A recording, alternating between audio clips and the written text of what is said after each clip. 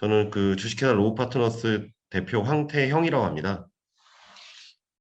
저희 회사는 대전에서 1호 엑셀러레이터로 등록이 됐고, 전국 단위로는 이제 17호입니다. 그래서 좀 빨리 등록이 된 편이죠. 지금 현재 대전이 한 5개 이렇게 지금 되는 것 같아요. 그래서 뭐 서울이나 수도권 제외하고는 지역에서는 제일 많고, 그리고 또 규모가 있는 엑셀러레이터나 VC들이 많이 계시죠. 특히 뭐 에트리 홀딩스나 출연연에서 만드시는데, 연합 대학에서 만드신데, 대전은 투자 생태계가 그래도 지역치고는 상당히 좋은 편이어서 저희도 한 6년째 이쪽 일을 하고 있지만 거기에 맞게 대전 창업 생태계에서는 좋은 기술 기반 기업들이 계속 나오고 있습니다. 아마 그런 게 연구력, R&D 연구력이나 그리고 투자 환경 이런 게 다 맞물려서 그런 토양이 되고 있는 것 같아요. 그래서 저희 회사도 이제 대전에서 1호 등록한 거를 좀 자랑스럽게 생각을 하고 있고요. 최근에는 이제 올 초에 선릉에 또 사무실을 냈습니다. 서울에 내서 포트폴리오 기업들이 지속적으로 이제 후속 투자를 받고 또 기업들도 뭐 수도권 기업들도 뭐 대전에 관심이 있다든지 또는 대전에서 본사를 뒀지만 또 연구 인력들이나 R&D 인력들은 또 서울로 보낸다든지 이렇게 좀 지역 간에서도 서로 융합이 돼가고 있기 때문에 저희도 좀 필요하겠다 싶어서 올해 선릉에 오피스를 내서 서울 사무실을 개소하게 되었습니다. 예, 그래서 저는 이제 스타트업 가치평가 이해하기, 멀티플 앤 스코어 카드 어프로치를 중심으로 이렇게 자료를 좀 만들었고요.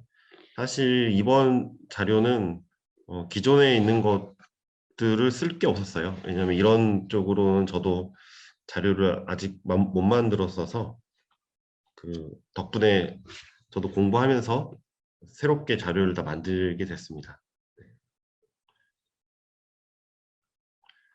우선 장표의 제일 뒤에 어펜딕스를 먼저 한번 갔다 올게요.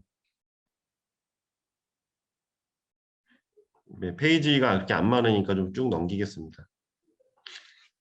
이게 이제 저도 찾은 건 저도 사실 석사 논문을 그 기술가치평가로 쓰긴 했습니다. 예, 기술가치평가가 기업에게 미치는 영향이라는 제목으로 썼죠. 그래서 보통 기술가치평가는 뭐 시장성, 뭐 수익성, 뭐 비용 접근법, 시장 접근법, 수익 접근법 이런 식으로 해서 뭐 그 기술을 만드는데 도대체 얼마가 들어갔냐? 100억이 들어갔으니까 100억은 받아야 되냐?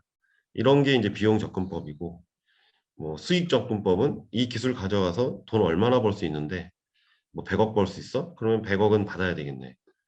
뭐 시장 접근법은 시장 크기가 얼마인데 이런 기준들을 가지고 하는데 사실 어렵죠. 예, 전 대표님도 말씀하셨겠지만 매우 어렵고 그러다 보니까 예전에는 이제 민간에서 조금씩 하던 영역을 이제 국가가 지정 기관들을 만들어서 그쪽에서 좀 공신력 있게 평가를 하는 겁니다. 뭐 예를 들어 기보도 산업은행이든 뭐 발명진흥회든 연구개발특구진흥재단도 마찬가지고 이런 공공기관이 그래도 평가를 해 주셔야 그나마 시장에서 근거 있게 기준점으로 본다.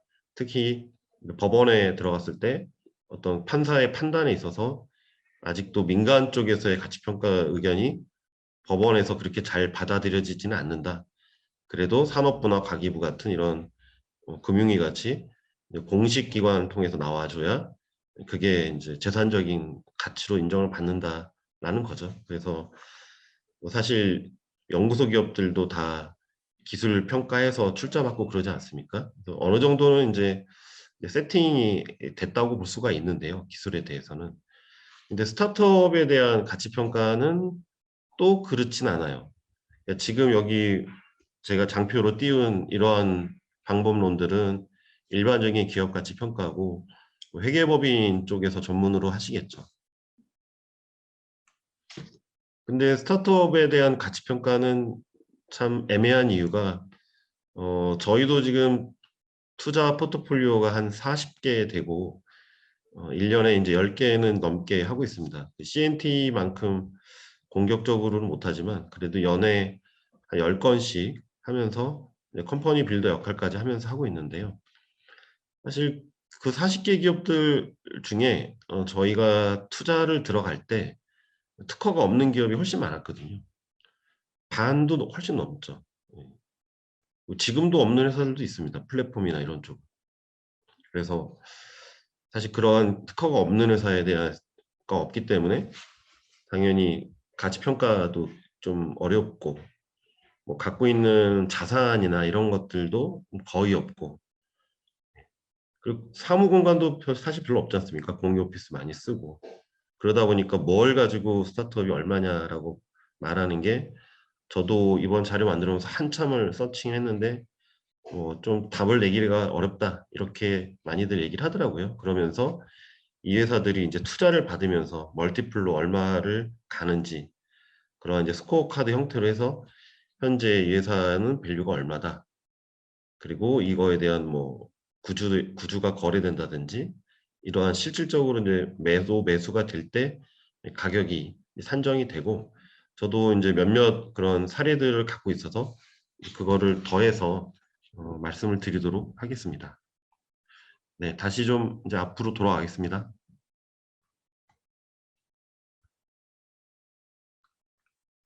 근데 사실 확실히 이게 온라인으로 말씀드리니까는 그 좀 반응이 없긴 해서 잘 말씀을 드리는지 매우 헷갈리긴 합니다. 아쉬움이 있네요, 확실히. 지금 자료는 이제 저도 그 헤드 스타트업이라는 데서 좀 인용을 많이 했습니다. 좋은 내용이어서 저도 공유하면서 말씀드리는 게 좋을 것 같아서요. 대전 1호 엑셀러레이터로서 활동하면서 보통 투자를 누구나 다 기술 기업들은 받으시려고 하죠. 뭐 저희 같은 회사도 저도 그런 노력을 현재 하고 있습니다만 투자를 받는다는 거는 좀 동전의 앞뒷면이지 않습니까? 상당히 귀찮고 간섭이 들어오고 물론 이제 그걸 지원의 형태의 간섭이긴 하겠지만 어쨌든 자율성이나 뭐 독립성 소위 말해서 그냥 하고 싶은 대로 맘대로는 하기 어렵죠. 이제 돈이 들어온 순간부터. 그렇다 하더라도 성장을 위해서 이제 투자를 받아야 되는데 생각보다 이제 초기 창업자들은 이러한 자본 유치나 가치평가 관련해서 배경 지식이 그렇게 많지는 않죠. 특히 연구 트랙에서 오신 분들은 더욱더 그렇습니다. 그러다 보니까 뭐 얼마를 받아야 되는지 이런 부분들이 요즘의 스타트업들은 대표님들은 이제 공부가 많이 돼 있으세요. 심지어 뭐 카이스트 학생 대표님 만나도 매우 공부가 많이 돼 있으시고 선배들한테도 얘기를 많이 들으신 것 같고 정보도 많이 얻으셔서 본인이 어떤 마일스톤으로 회사 밸류를 이미 생각하고 계시는 분들을 뵙고 있거든요. 굉장히 놀랄 때가 많습니다. 20대 중반인데도 벌써부터 저런 계획을 갖고 있구나. 그래서 요즘에는 이제 그런 정보의 장이 많죠.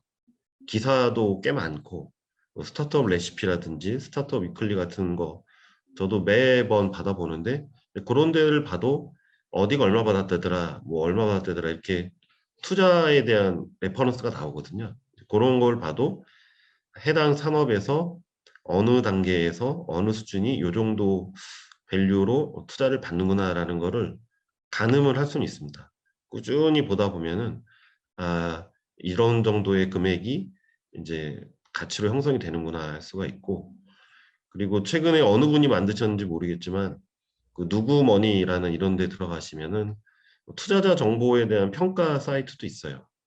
뭐 어디가 얼마 받았다 이제 이런 거는 아까 말씀드린 그런 매거진들이 훨씬 더 정보를 잘 취합해서 보내주고 있고요. 공짜입니다. 그냥 온라인으로 이메일 주소만 신청하시면 뭐 매일 또는 매주 보내주세요. 요긴 하고요. 여기 누구머니 같은 경우는 이제 각각의 투자자들에 대해서 평가, 어디는 어떻다더라, 어떤 식으로 뭐 투자를 하는다 이런 공유 사이트여서 사실 좀 도움이 되고 좀 메이저 VC들이 좀 많이 있죠. 저는 안타깝게 뭐 좋은 건지도 모르겠지만 저희 회사에 대한 평가 의견은 없더라고요. 그래서 다행이다. 오히려 그렇게 생각을 하고 있습니다. 있는 경우가 보면은 부정적인 게 좀 많더라고요. 예, 좋다라고 하는 의견보다도 그래서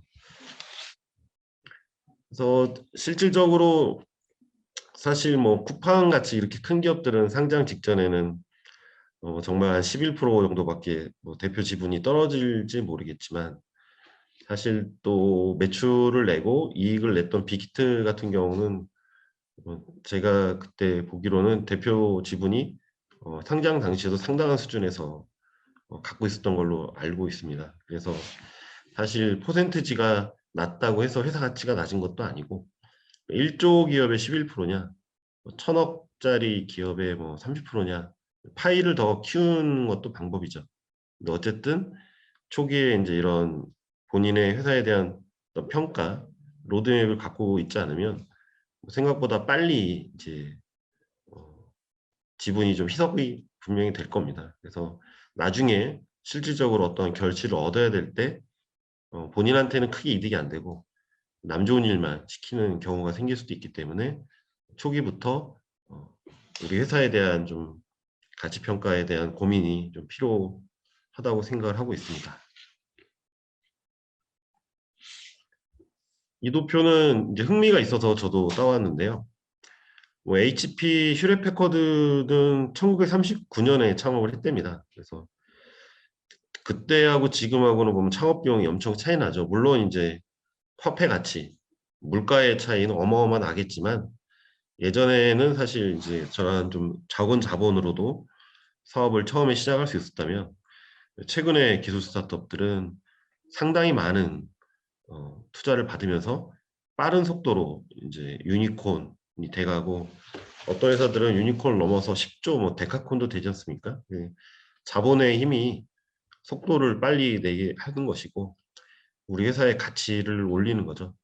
특히나 보면은 예전에는 그냥 내 돈, 쌈짓돈, 우리 공동 창업자의 돈으로 시작을 했다면 점점 볼수록 이제 빌린 돈은 사실 뭐 투자 아니겠습니까? 은행이 빌려주든 기부가 빌려주든 VC가 주든 결국에는 이제 투자 유치에 대한 금액이 이제 점점 올라간다라는 거죠, 현재는.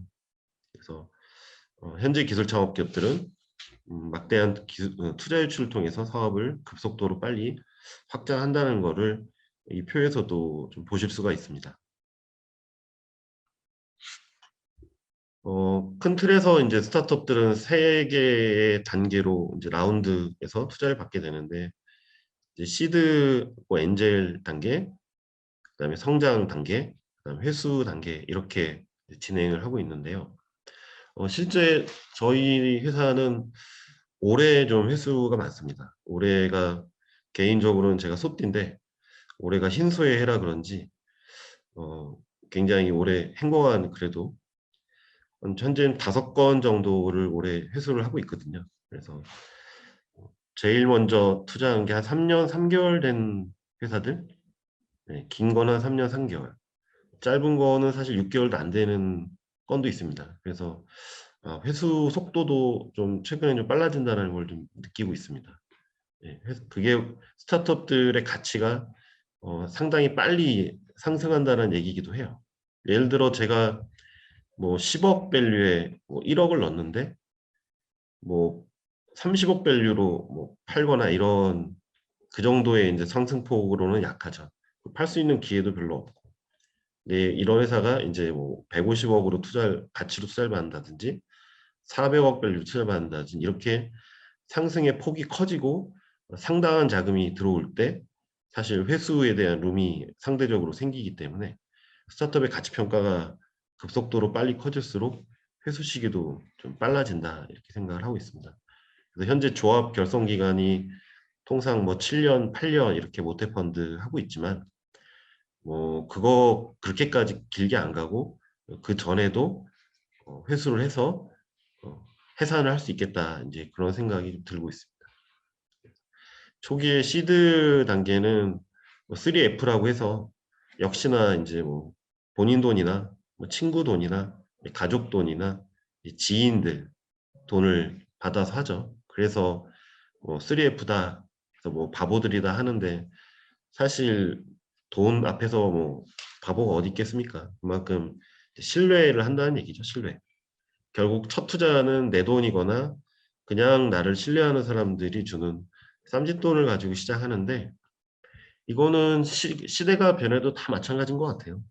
지금 창업하시는 연구자들이나 교수님들도 봬도 자본금은 다 본인 돈으로 하지 그것마저 뭐 이렇게 누가 뭐 주거나 그러진 않고요.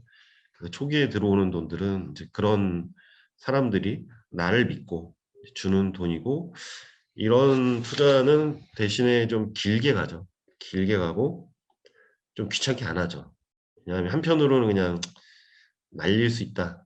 넣고 잊어버린다 생각하기 때문에 우호적으로 남아있는 투자자들이 많은 편입니다. 저도 작년인가 그 지노믹트리 대표님이 이제 지금은 상장했지 않습니까? 대전 아주 유망한 바이오 기업이시고 아직도 본사는 대전에 있으신 것 같은데 그때 그 대표님이 한번 강의하시면서 초기에 투자받은 사람들이 뭐 3년인가 2년인가 지나서 돌려달라고 그냥 투자금 액면으로 돌려달라 해서 돌려드렸는데 마지막 2억을 못 구했다고 하셨어요. 돈을 아무리 백방으로 뛰어도 2억이 모자랐다. 그래서 여동생한테 그걸 좀 사달라고 했답니다.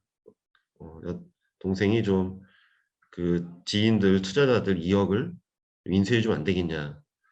그래서 사셨죠. 여동생이 사시고 그냥 상장할 때까지 뭐 10년 넘게 이제 그냥 홀딩 하신 거죠. 오빠 회사니까요.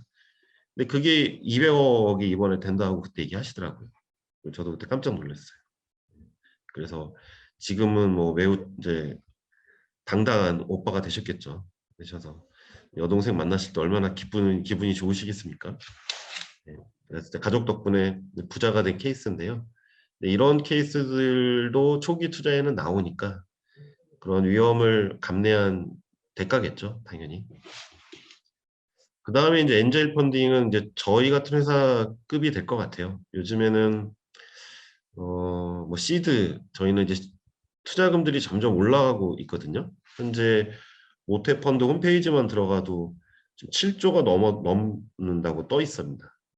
예, 근데 한 5년 전에 저도 여주에서 벤처 캐피탈 교육 받을 때 강사님들이 작년이 DJ 정권 이후로 최고의 호황이어서 투자금이 2조 2천억이었다 이런 얘기 하신 걸 제가 들었거든요. 몇 분이 동일하게 얘기를 하셨습니다. 2조가 넘어서 정말 작년에는 투자의 정말 전성기였다. 근데 그게 벌써 5년인 뒤에 지금 7조니까 몇 배가 늘었죠.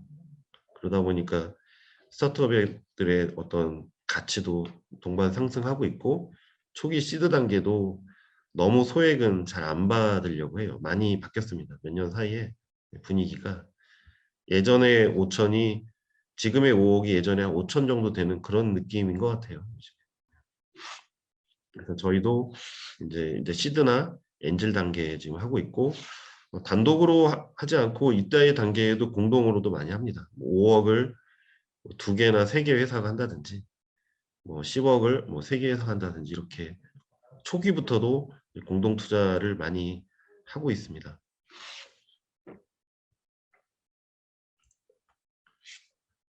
그 단계로 보면은 이제 여기 시드 단계, 초기, 뭐 시리즈 A, B, C, D. 근데 기사들 보면은 뭐 어떤 게 A고 어떤 게 B냐 근데 이것도 좀 세분화되고 있어요. 예를 들어 A도 프리 A다, B도 뭐 프리 B다 해서 이제 중간에 또 징검다리를 놓는 거죠. 우리는 또 프리 C다, B하고 C 사이 투자다, 갭 투자다 이렇게 해서 사실 전체적인 프로세스는 이렇지만 거기에 각각의 기업들이 사이사이에 징검다리를 놔서 밸류를 올리기도 하고 필요한 돈을 좀 더 받기도 하고 이제 그렇게 하고 있습니다.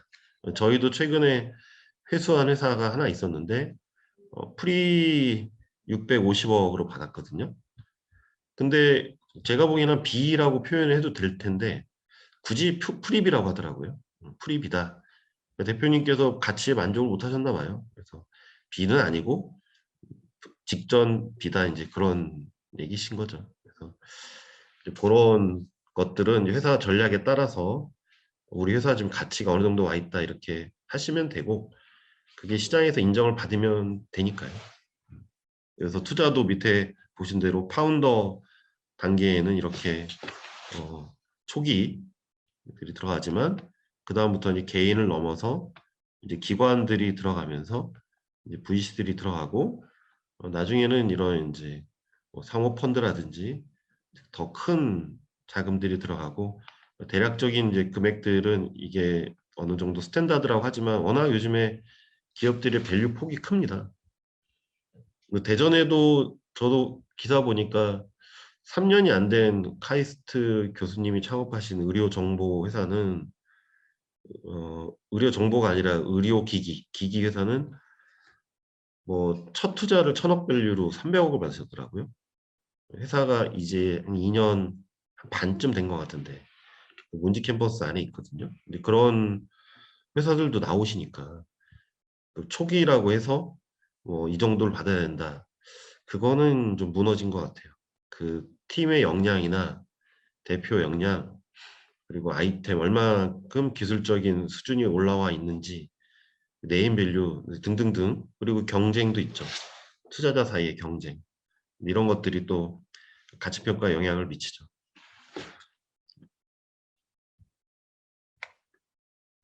그래서 시드 쪽 받을 때는 이제 이런 규모 직원 한두 명 이제 시작하셨을 때 그냥 테이블 놓고 앉아 있을 때 앉아 있기 전 그 정도에서 들어가고 초기 단계는 일단 직원이 한 5명은 되고 어느 정도 좀 초기 제품 정도는 나와 있는 수준. 그다음에 시리즈 A가 들어갈 때는 좀 제대로 된 사업화 단계.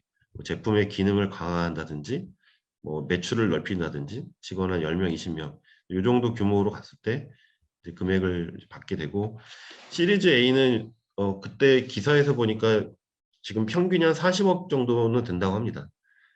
근데 몇 년 전에는 20억이었다라고 그 기사에 나왔거든요. 그러니까 더블이 됐어요. 예, 그거는 아마 그만큼 회사의 이제 가치도 더블이 됐다라고 봐야죠. 첫 투자를 200억에 20억 받는 거랑 뭐 200억에 40억 받는 거랑 근데 아마 밸류는 200억이 아니라 400억으로 받았을 가능성이 더 높으니까 스타트업의 가치도 계속 올라가고 있다라는 걸 반증을 하고 있고요. 네, 그래서 한 수억, 이제는 시드가 이렇게 수억 정도밖에 안 됩니다. 2020년 ICT 분야 스타트업들 기준이 이 정도 되니까 실질적으로 이게 맞는 것 같아요. 시드 단계도 몇 억 정도가 들어가서 그래서 아까 전 대표님 말씀하신 이제 팁스를 타는 거거든요. 30억 정도에 뭐 3억을 받는다. 50억 정도에 5억을 받는다. 이렇게 해서 시드 받고 이제 팁스를 타고 이제 이런 루트를 기업들이 많이 생각을 하죠. 그러면서 시리즈 A는 한 40억 내외를 받아야 되기 때문에 요 단계는 그렇게 자금이 쉽게 안 들어와요. 뭔가를 내놓아야 되거든요. 데이터를 내놓든 증명을 하든 제품을 내놓든 뭘 내놓아야 됩니다. 인증 뭐 시험 결과를 내놓든. 그래서 여기까지 가는 데 있어서 한번 뭐 프리 A 시리즈 A다 해서 뭐 30억, 50억 밸류의 투자를 받았다면 70억이나 80억 또는 100억 이렇게 밸류로 한 번 더 찍고 그 다음에 이제 시리즈 A를 한 40억을 받을 때 회사 밸류를 한 200억 내외로 간다든지 이렇게 하시고 있습니다. 그래서 통계 보면은 실제 그 IPO 기간도 10년에서 12년이라고 하지만 대표님들 지분도 평균이 한 3% 내외라고 하더라고요. 상장까지 가는 기관도 그렇고 대표님들 지분도 그래서 사실 그게 어느 정도 좀 스탠다드 잡혀 있고 지금도 그렇게 맞춰져 있는 것 같아요. 어쩌다가 뭐 매출을 잘 내는 아이템을 처음부터 잡으셔서 하셨다면은 좀 더 유지하시겠지만 외부 투자로 인해서 회사가 성장하는 모델은 그런 20대 초반 정도 이제 유지를 하실 것 같습니다. 상장 직전까지는. 그래서 투자자들은 이제 재무적인 투자자, 이제 전략적인 투자자들도 있는데 요즘엔 기업들도 투자 엄청 많이 합니다. 저희도 공동 투자자들 리스트 이렇게 쭉 봐보면은 기업에서 참 많이 들어와요. 예를 들어 뭐 현대건설이든 뭐 금성 뭐 백조든 그냥 현대글로비스든 이런 그냥 기업들 뭐 롯데 뭐 제과든 이런 기업들도 새로운 아이템을 가진 스타트업들을 무지 많이 보고 있고 아모레 같은 경우는 저도 가봤는데 엄청 많이 하더라고요. 5억에서 50억 단위로 하고 연에 10개는 하는 것 같았습니다. 정식 부서도 있고. 이런 데들 아주 지금 현재 있는 사업 환경하고 안 맞는 전혀 생뚱맞은 데에도 많이 하더라고요. 오히려 그때 가서 들은 게 우리 회사가 뭐 화장품 회사라고 해서 화장품 아이템 위주로 소개하지 마라. 우리 화장품 회사라고 화장품만 투자하는 거 아니다. 오히려 화장품엔 별 관심 없다고 하더라고요. 그것보다는 예를 들면 바이오 플라스틱 같은 제품. 지금 병 대체해야 되지 않습니까? 이런 아이템들이 이제 1순위인 거예요. 이런 회사들한테. ESG 경영해야 되고 시대 흐름에 따라가야 되기 때문에 그런 이제 아이템도 위주로 소개를 해달라고 그때 요청을 하는 거 보고 많이 놀랐습니다. 그 다음에 이제 성장 단계가 이제 아까 표에서 보신 뭐 시리즈 A, B, C 이렇게 들어가는데 요것도 기간도 좀 다 달라요. 뭐 저희 포트폴리오 기업에서만 봐도 A에서 B 가는데 3년씩 걸리시는 데도 있고요. 어떤 데는 1년도 안 걸리는 데도 있습니다. 1년이 뭡니까? 6개월 이내도 봤어요. 아까 뭐 전화성 대표님도 몇 개월 만에 벌써 5배 뛰었다. 저도 그 얘기를 막판에 들은 것 같은데 실제 밸류로는 그런 기업들이 나오더라고요. 저희도 지금 4개월밖에 안 된 그 비대면 약 배달하는 플랫폼 회사가 있는데 저희가 100억 밸류에 들어갔는데 이번에 뭐 계약서까지 다 썼으니까 말씀드려도 될 것 같은데 4개월 만에 500억 밸류로 100억을 투자를 받더라고요. 어쨌든 4개월 만에 뭐 저희 입장에서는 5배 가치가 상승한 셈인데 상당히 놀랍죠. 네, 놀랍고 또 그거를 그렇게 끌어주시는 분들이 있다는 것도 사실 상당히 놀라워요. 그래서 조금 그러한 이제 뭐 어느 정도 됐으니까 이쯤 받는다 이런 시기도 점점 아이템에 의해서 깨지지 않나 생각을 하고 있습니다. 시리즈 A는 20억, 50억, 뭐 B 때는 50억, 150억, C는 150, C라운드는 150억 이상이라는데 한국만 하더라도 제가 보기엔 훨씬 더 커졌습니다. C에서 뭐 1000억씩 받는 데도 있지 않습니까? 막 발표를 하면 할수록 해가 바뀔수록 단위는 올라갈 겁니다. 아마 내년에 발표하시는 분은 이 금액을 더 올리셔야 될 것 같아요. 그래서 사실 우리 창업기업들은 사실 매출은 회사를 만드는 순간부터 낸다고 생각을 하는 거고 그리고 바로 영업은 시작을 해야 되고 그러려면 팔 수 있는 제품도 있어야 되고 즉 스타트업들은 무엇을 하겠다라는 아이템보다 바로 이제 상품을 가진 상태 회사들이 시작하는 것이 맞는 것이고 늦어도 뭐 창업 후 3개월 이내 아무리 늦어도 1년 내에는 뭔가 매출을 낼 수 있는 상태가 돼야 된다라고 생각을 합니다. 최근에 애트리 박사님 두 분이 창업을 하시는데 오랜 기간 지켜봤고 뭐 예비 창업자 단계부터 도와드립니다만 최근에 이제 뭐 투자나 이런 이슈들도 매출을 낼 수 있는 회사를 어느 정도 인바이트를 하는 방식으로 가시려고 하는데 저는 상당히 좋은 생각이고 접근법이라고 생각을 하죠. 그러니까 기술 기반 기업이라고 해서 1년이 지나고 2년이 지나도 매출이 안 난다면 굳이 회사를 세울 이유가 있는가 그런 부분에서는 창업과 동시에 상품이나 매출을 낼 수 있는 구조를 기획을 하는 것이 좋겠다. 회사의 가치를 올리는 방법이다라고 생각합니다. 그다음에 이제 회수 쪽 단계인데요. 회수를 통해서도 기업의 가치가 증명이 되거든요. 저는 뭐 IPO까지는 없습니다. 근데 올해 이제 구주 매각은 여러 건 했는데 대부분 할인을 요구를 하세요. 직전 투자 가치에서 한 15%, 많게는 20%. 10%는 되게 낮습니다. 그러니까 뭐 저희는 최근에 거의 안 깎아드리고 판 것도 있지만 이거는 좀 예외였고 앞으로는 그 회사가 더 밸류가 뛸 가능성이 좀 높다라고 봤기 때문에 이번에 인수하신 데가 제가 뭐 거의 안 깎아드려도 사신 거고 대신에 저는 좀 빨리 판 거죠. 왜냐하면 이제 회수 실적이 필요해서. 네. 그러니까 실적이 아니라 돈이 필요했었으면은 당연히 몇 년 더 갖고 있었을 겁니다. 근데 회수 레퍼런스를 가져야 되겠다 해서 저도 시리즈 A 단계에서 이제 매각을 하게 됐고요.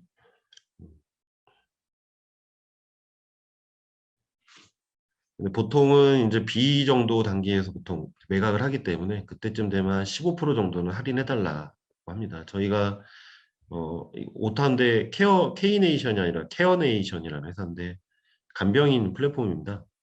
지금 간병인 플랫폼 업계에서는 이제 아직은 1등이에요. 근데 뒤에 후발주자들이 따라가고 뭐 네이버에서도 뭐 스핀오프해서 그쪽 회사를 차렸다 이런 기사를 보긴 했습니다만 그쪽도 앞으로는 좀 춘추전국 시대가 되겠죠.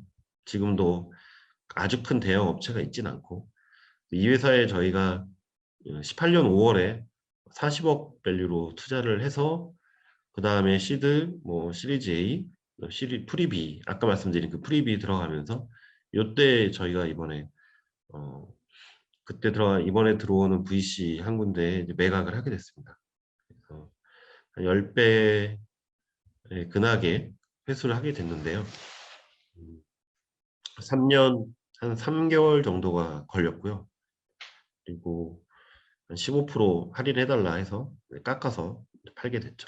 그래서 A 단계에서 빠져나가기는 좀 쉽지 않고 보통 B 단계에서 나갈 기회가 주어진다고 생각을 하기 때문에 제 입장에서도 기간으로 따지자면 최소 3년은 봐야 되지 않냐 이렇게 생각을 하고 실제 그러고 있습니다. 그리고 이제 인수합병 쪽 사례도 있어요. 그러니까 저희가 이 회사도 저희가 투자한 지가 3년 한 5개월은 됐는데 의료기기 회사거든요. 혈액내 암세포를 추출하는 의료기기 회사인데 사실 미국에서는 이러한 장비를 가지고 내가 어느 암에 걸렸는지를 확인해보는 이런 서비스가 돼 있지만 우리나라에서는 아직까지는 도입이 좀 안 된 상황인데 좀 VC들의 투자 관점이 의료기기보다는 이제 바이오 신약 뭐 이런 쪽으로 포커싱이 되다 보니까 몇 년 사이에 벌써 회사가 좀 약간 핫하지 않은 기업이 돼버린 거예요. 초기에 투자 받을 땐 핫했는데 몇 년 사이에 이제 핫하지 않게 된 거죠. 회사의 어떤 제품의 완성도하고는 상관없이. 그래서 돈이 들어갈 시점에 안 들어오니까 이제 대표님 돈이 쭉쭉쭉 들어가기 시작하고 이제 M&A 이슈가 생겨서 바이오 어떤 기업 대표들이 인수한 코스닥 상장 기업에서 이 회사를 얼마의 가격으로 사겠다라고 했는데 처음에는 한 대주주까지 요구 안 했는데 협상이 진행되면서 이제 51%까지 요구를 하더라고요. 결국에는 회사를 가져가겠다는 얘기죠. 그 가격은 또 낮았고 왜냐하면 뭐 자본이 지금 힘든 상태니까 계속 후려치는 거죠. 팔람 팔고 말람 마라 이렇게 하는데 대표가 이제 최종적으로는 안 팔겠다고 하셨고 저는 거기에 찬성을 하고 뭐 이번에 200억 밸류로 사겠다고 했는데 제가 봐도 이번 좀 어려움만 극복하면 뭐 1000억도 이상 갈 수 있는 회사라고 저는 생각을 합니다. 특히 이제 미국 시장 나가고 이러면 충분히 갈 수 있는 회사이기 때문에 최근에 저희가 이제 CFO 한 분을 소개를 해드려서 KB증권 출신이 CFO로 들어가시게 됐고 최근에 실험 데이터가 너무 완벽하게 잘 나와서 300억 라운드로 다시 오픈을 하셨어요. 이제 예전 M&A 가격보다 100억 올려서 300억 밸류로 잘 진행되시는 것 같아요. 요즘에 힘들다고 얘기 안 하시는 거 보니까 몇 개월 전하고 분위기가 확 달라진 것 같습니다. 그래서 이번 라운드에 어느 정도 몇십억 받아서 총알을 준비하시게 되면 아마 미국 진출하시고 이러면 제가 원하는 가격으로 가지 않을까 저희 포트폴리오에서 유망하게 기대하는 사례가 있습니다. 그다음에 이제 기업 공개 쪽도 사실 저희도 이제 바이오 플라스틱 회사도 하나 있는데요. 이런 데는 매출이 잘 나와요. 매출이 뭐 올해만 해도 150억이 이렇게 가니까 이런 데들은 사실 IPO도 수년 내에 갈 수가 있죠. 급속도로 매출이 뛸 가능성이 높아서 뭐 내년에나 400억 간다든지 이렇게 가면 뭐 아예 상장을 할 수도 있는 회사라서 이런 매출 나는 회사들은 중간에 팔기보다 한번 IPO 가는 것까지 시간이 있으니까 좀 더 보자. 저도 이제 그런 생각을 갖고 있습니다. 또는 이제 이런 사모자본이 들어오면서 인수하거나 했는데 요그 단계는 사실 나중 얘기니까요. 뭐 오비 맥주 뭐 이런 데들이 이런 데가 들어가서 2조에 사가지고 뭐 4조에 팔고 그러지 않습니까? 그래서 이거는 앞에 이제 말씀드린 걸 좀 그림으로 이렇게 표현한 겁니다. 그냥 참고를 하시면 되고 평균 상장까지 한 12년 내에 걸린다고 하지만 현재 뭐 바이오 기업들 같은 경우는 뭐 5년 이내에 기술 평가를 동안 상장 기업들도 나오고 있고 최근에 보로노이 같은 송도에 있는 바이오 기업도 5년도 채 안 된 걸로 알고 있어요. 아마 내년 초에 상장을 들어가는 것 같은데 훨씬 더 단기에 3년 끊는데도 한번 봤습니다. 예전에 기사에서. 아주 예전과는 좀 다르죠. 기술 평가가 도입되면서 그런 사례들이 나오는 것 같습니다.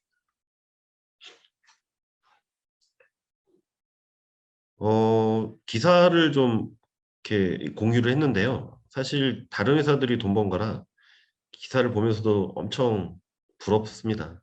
예, 예전에 뭐 보렌젤스도 사실 배달의 민족에 한 8, 9년은 됐겠죠. 3억을 투자했는데 그때 3천억으로 매각을 한다고 했지 않습니까? 독일 회사한테 팔리면서 딜리버리 히어로인가요? 거기에 M&A 되면서 1000배, 1000배를 얻었는데 기사 보면은 이게 또 남일만은 아니더라고요. 여러 회사들이 이런 게 나오더라고요. 예를 들면 케인의 투자 파트너스도 그 크래프톤에 2009년에 이제 한 1억 빠지는 9억 투자했는데 그때가 뭐 저도 VC 분들한테 들으면은 거의 이제 그 회사가 크래프톤이 뭐 망하냐 안 망하냐 거의 그 시기였다고 합니다. 근데 그때 이 회사는 과감하게 넣으신 것 같고 지금 1조 2,600억? 이 기사에서 본 거 저도 그냥 그대로 옮겨온 겁니다. 도대체 100억 넣어서 1조 2,600억이면 사업은 다 하신 것 같아요. 그죠? 어, 상당히 어마어마한 사례가 이렇게 현재 나오고 있구나. 그리고 뭐 카카오 벤처스도 두나무에 요즘에 뭐 선전도 광고하던데요. 그래서 42억 투자했는데 1조가 된 경우도 있으니까 사실 1000배다 이런 것들이 현실화되고 있고 실제 뭐 50배를 벌었다, 뭐 100배 벌었다 이런 사례는 많으신 것 같아요. 서울의 개인들도 보면 참 많으시고 음, 알게 모르게 상당히 그 많이들 갖고 있는 이제 사례이고 저희도 아까 말씀드린 그 의료기기 회사는 만약에 1000억 밸류로 가게 되면 저희도 그 정도는 될 것 같습니다. 50배 이상이 나올 것 같아요. 그래서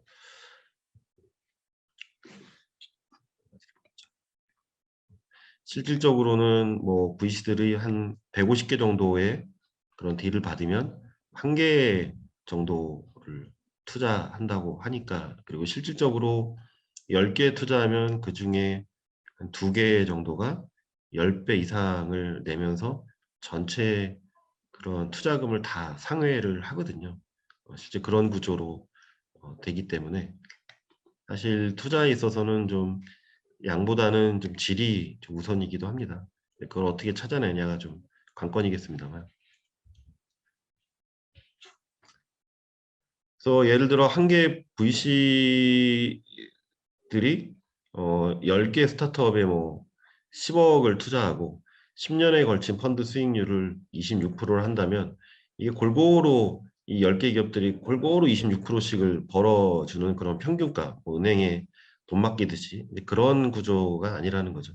그 26%를 초과를 하긴 합니다만 그 중에 여기 보면 8번에서 한 10번 정도의 이 회사들이 더 수익률을 훨씬 더 높게 견인을 하고 1번부터 뭐 4번에 있는 회사들은 심지어 망하고 중간 단계에 있는 회사들은 그냥 뭐 본전, 뭐 플러스 알파 뭐 그 정도 해도 실질적으로 2개, 3개가 전체 수익률을 다 상회한다는 얘기고 저희 포트폴리오에서도 사실 동일하게 나오고 있어요. 투자 수익률 측면에서는. 그렇지 않다고 이렇게 돈을 못 벌어준다고 그 회사가 안 좋은 회사는 건 아닙니다. 안 좋은 회사는 아니지만 수익률 측면에서는 일부가 전체를 다 이렇게 견인을 하고 있죠.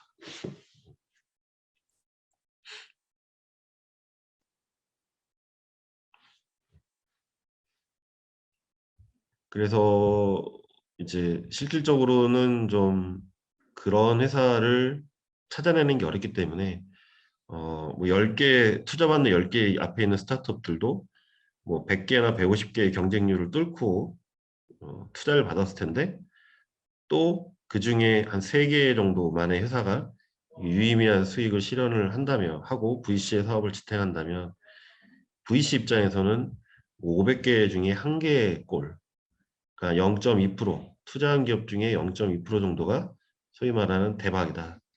그 정도로 확률이 이렇게 높지는 않은, 아까 뭐 크래프톤이다, 두나무다 이런 회사들이 그 이 비율도 안 되는 거죠, 사실. 극히 일부이신 거고, 많은 이제 스타트업들은 이렇게까지 수익성을 내기는 좀 어려운 게 현실입니다. 그래서 사실 뭐 이런 현금 흐름부터 다양한 방법을 가지고 평가를 할 수 있지만 실제 이제 이런 현실에서는 이제 시리즈 뭐 A, B, C 이렇게 멀티플을 받으면서 이 회사의 밸류가 얼마냐, VC를 통해서 밸류를 찍는 거를 사실 그 가치로 인정을 합니다. 초기 이제 엑셀러레이터들은 그 단계에서 가치로서 인정받지만 시드이기 때문에 그래서 이 회사는 얼마야라고 시장에서 솔직히 통용되기는 좀 한계가 있고 VC에서 뭐 300억 밸류에 60억을 넣으면서 이 회사는 이제 300억이다 이렇게 찍어주는 거죠. 그렇게 해주면 인정을 해주는 거죠. 그리고 그 60억을 혼자 넣는 게 아니라 뭐 몇 개의 또 VC들이 모여서 공동 투자를 하게 되면 거기서 또 가치가 조율이 되는 겁니다. 협상도 하지만 나름 회사들이 갖고 있는 VC들이 갖고 있는 자기의 어떤 지표나 룰을 가지고 평가를 해서 협상을 하고 서로 조율하면서 얼마로 올리기도 하고 내리기도 하고 VC들이라고 해서 꼭 밸류를 깎지만은 않습니다. 거꾸로 올려주는 사례도 실제 10개에서 한 2개는 보여지고 있어요. 네, 오히려 더 써라. 회사 가치를 더 올려라.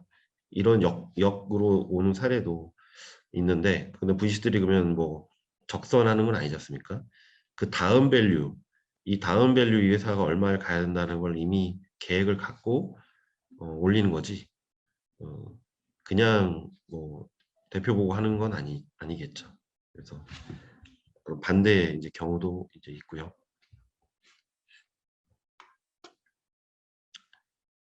네. 그래서 여기는 뒤에 이제 보면은 표가 있는데 이런 것들이 이제 지표를 가지고 VC들 입장에서 스타트업을 평가하는 기준이죠. 뭐 파운더, 그러니까 대표나 뭐 팀에 대한 역량은 한 30%, 그리고 뭐 시장의 어떤 사이즈는 20%, 뭐 이런 어떤 제공되는 서비스의 수준은 뭐 20%, 경쟁력은 15%, 나름 이제 기준들을 갖고 지표를 가지고 거기에 의해서 하게 되고 어느 지표라도 하나가 심각하게 미달이 되면은 안 하는 기준점을 잡겠죠. 예전에 저도 전문인재 투자자 교육을 받을 때 그때 포스코 기술 투자에서 오신 분인가? 아니 그때 어떤 VC 한 분이 그런 얘기를 하시더라고요. 한국에 있는 스타트업 하나를 미국에 있는 VC한테 소개를 해줬는데 걔네들이 평가 지표 중에 대부분 다 뭐 만점 가깝게 받았는데 딱 한 개 지표가 평균 이하를 받아서 결국에는 투자를 안 하기로 했다. 근데 그 지표가 뭐냐 했더니 속도랍니다. 대응 속도. 그러니까 VC 고객에 대한 대응 속도. 즉 걔네들의 기준은 만나고 나서 헤어지면 1시간 내에 문자나 메일을 보내줘야 된다고 하네요. 그게 기준이라고 합니다. 딱 미팅하고 돌아서면 1시간 내에 오늘 시간 내줘서 감사하다. 뭐 유익한 미팅이었다. 뭐 자료를 보내드리겠다. 이런 거를 뭐 문자나 메일로 보냈어야 되는데 그 회사는 하루 만에 보냈답니다. 하루 만에 메일로 시간 내줘서 고맙다 이렇게.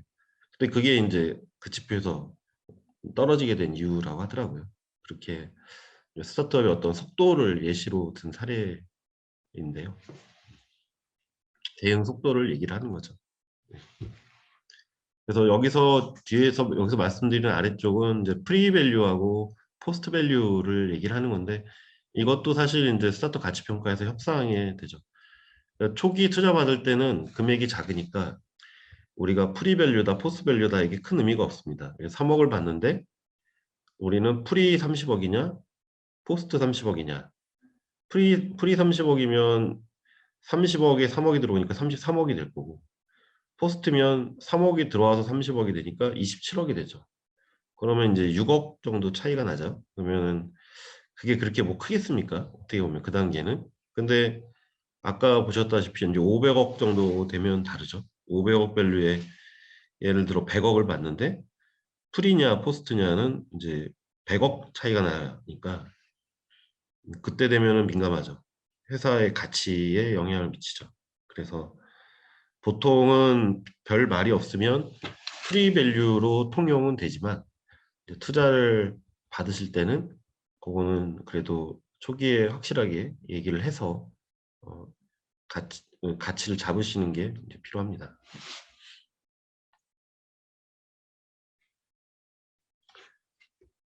그거를 이제 말씀드린 거예요. 여기서 표로 이제 80억 정도의 가치 20억 받을 때 이거를 프리냐 포스트냐 하냐 하는 데 있어서 이렇게 20%의 지분이 가느냐 26.3% 가느냐 6.3%의 차이가 난다. 그러니까 6.3%면 적은 비율이 아니지 않습니까? 나중에 회사가 커지게 되면 큰 비율이죠. 그러니까 초기에 어떤 밸류로 받냐가 큰 영향을 미친다라는 그런 예시로서 숫자로 이제 말씀을 드린 겁니다.